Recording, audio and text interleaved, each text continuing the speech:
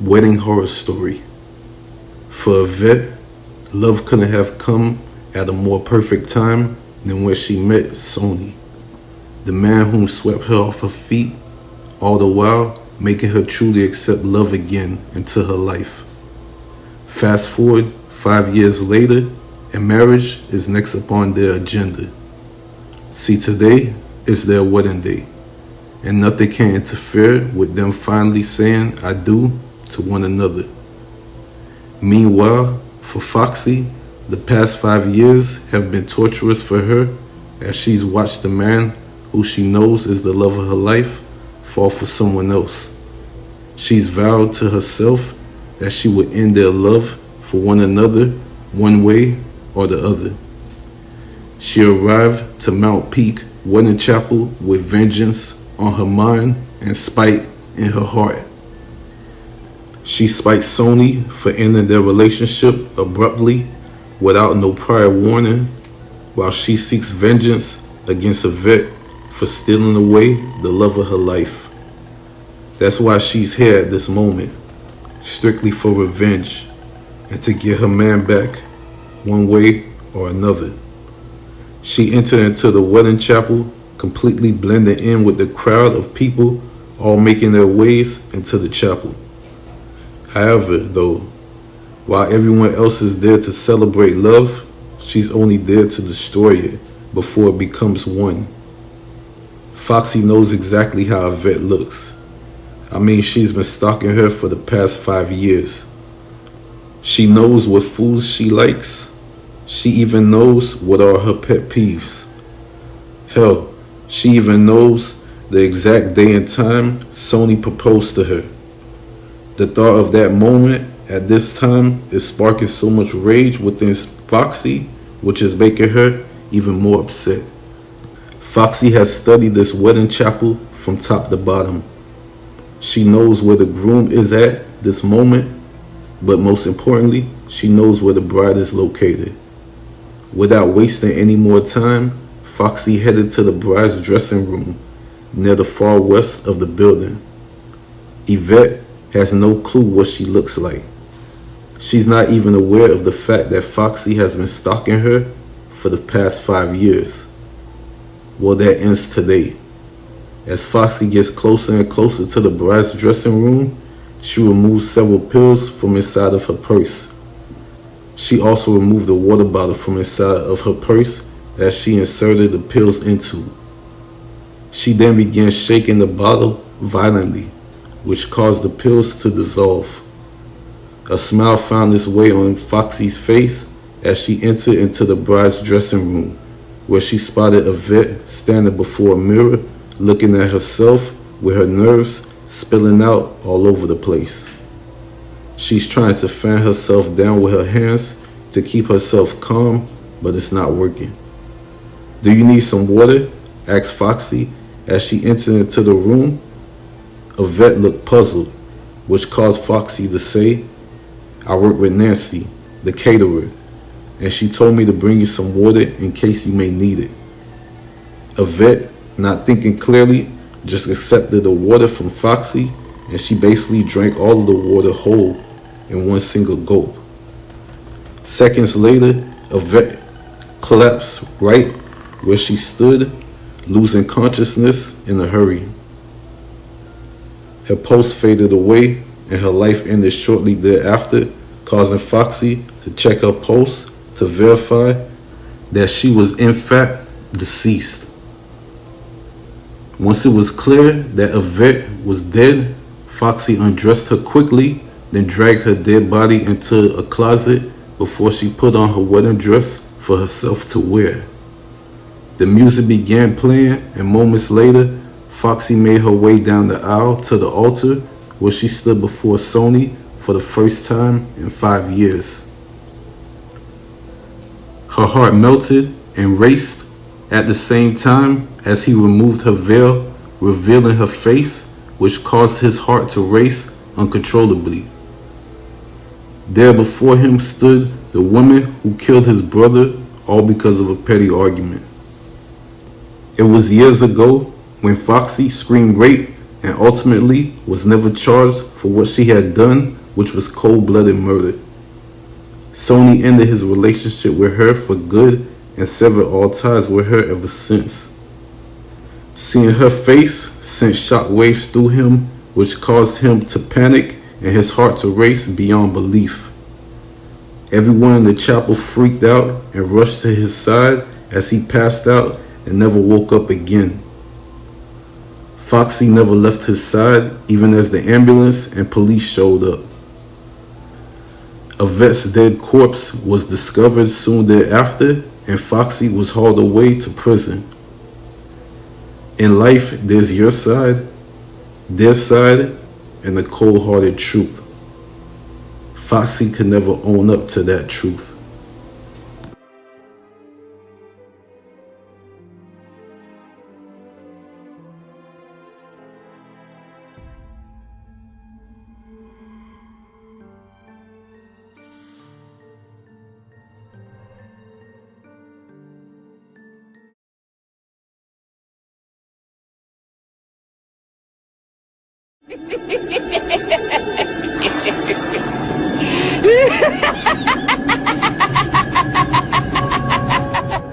Spring breakers gone missing.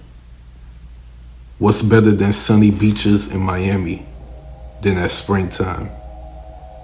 Well, I've always thought that, at least up until last spring break, when I went to Miami to enjoy my last spring break of my college life. I just wanted to enjoy the beautiful beaches along with the beautiful women. What happens in Miami stays there, and that's a motto I hope to keep it there forever. My flight landed around 9 p.m. at Miami International Airport. I wasn't too worried about landing in Miami so late because I knew that none of the parties were going to begin until well after midnight. I took a taxi to my hotel on the beach and I got myself ready to head to the club. By 11:45, I was ready to begin my night. With a pocket filled with condoms and my other pocket with money, I knew that my night was going to be super lit. Before I left out my hotel room, I took a couple of shots of Hennessy just to get me right. I headed out feeling good. I passed by Washington on my way to Ocean Drive where I spotted a sea of women all over. "Hey ladies," I spoke, causing a couple of the girls to smile, while some just completely avoided me.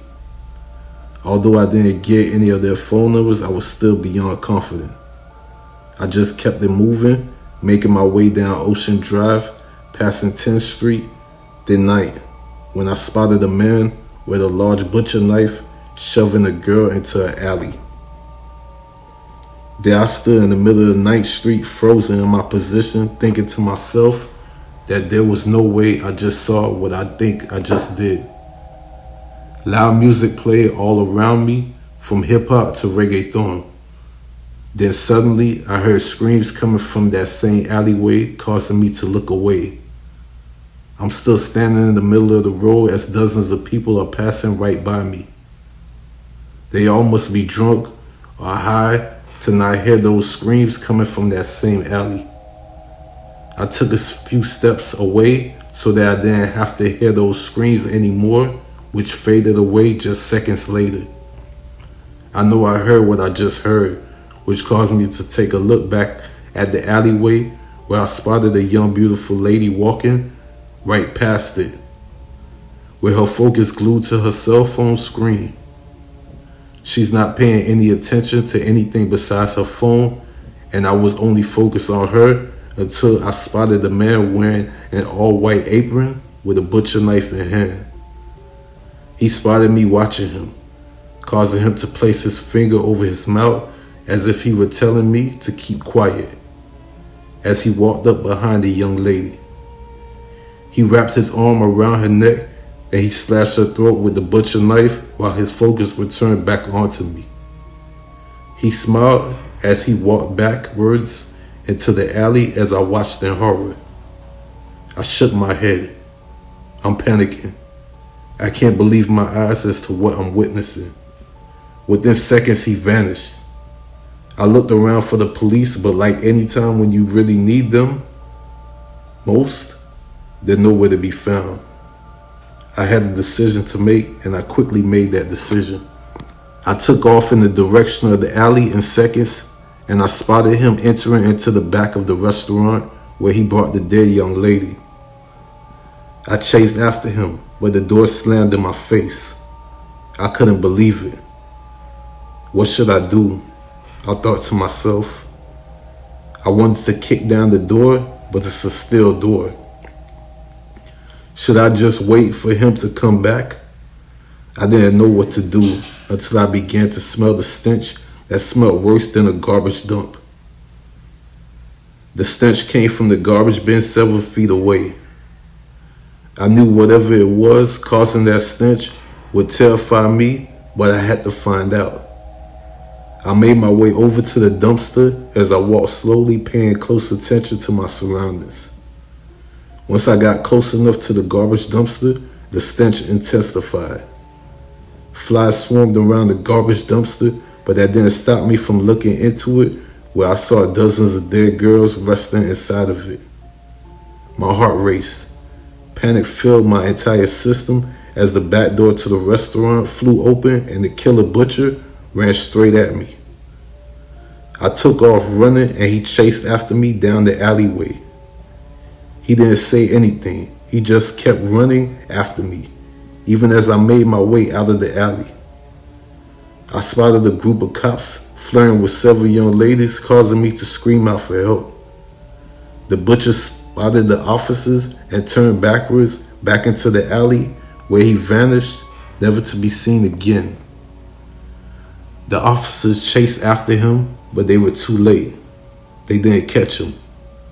Within minutes, the entire beach was shut down as the crime scene investigators investigated the restaurant where 48 dead women were all discovered, both in the restaurant and in the dumpster. That restaurant was closed months before that night, but some sick bastard had been occupying it for months, kidnapping, butchering, and killing young women. That probably would have kept on going if I didn't stumble upon that butcher on that night. But he's still out there, so who knows if he's continuing on with his madness someplace else.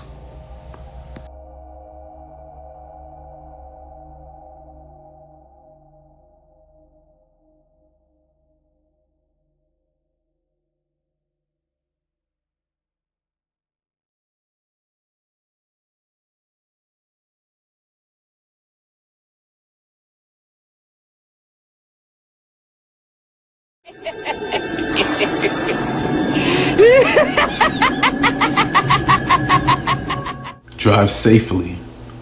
Horror story number 1.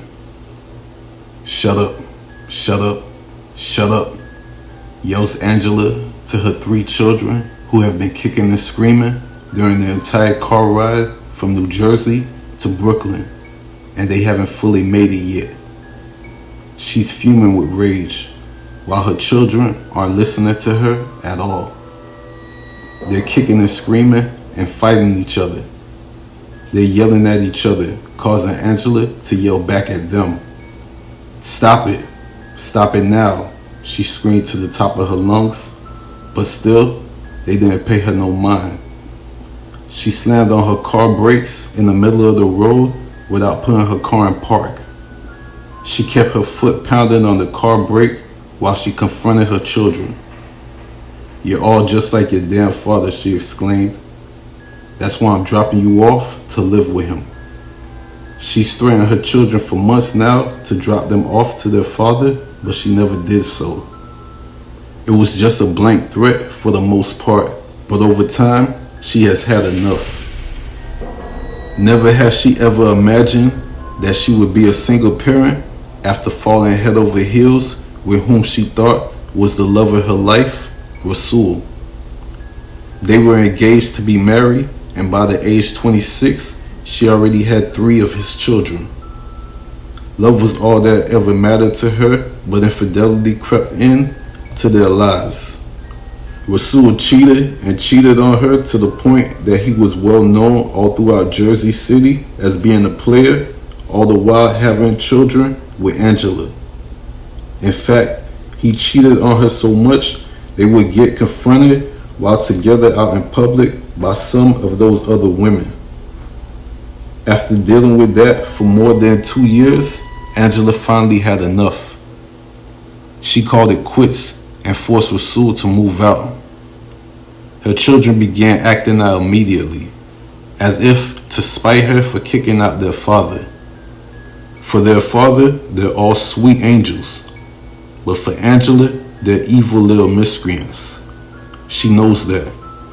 She senses that their father feeds them lies about her to spite her. That's the reason why she's finally had enough. She's convinced herself that enough is enough and it's time for a change. I'm dropping you off to your father for good, she yelled, hoping deep down inside that her children would be saddened by her words. Angela calmly waited for her children's response, even as the other cars honked at her. She ignored everything going on around her as she waited for their responses. Moments later, they all responded with excitement. They were all filled with glee, knowing that they would be going off to their father's home. Angela felt rage insert itself into her. She couldn't think straight at that very moment as she turned around to face forward. She immediately slammed her foot on the gas pedal. The vehicle took off quick, fast, and in a hurry. She blew past a red light, then another, as her vehicle was nearly T-boned by multiple vehicles. She just blacked out at that very moment as she spotted an 18-wheeler on the other side of the road heading south while she was heading north. All Angela has ever truly wanted was love. Love that she never received from her family. Love that she never truly received from the man she presumed was the love of her life. And love that she hasn't received from the very children that she gave birth to. Her heart is broken. Her mind is torn. And life no longer matters to her. There's only one option in her mind at this very moment.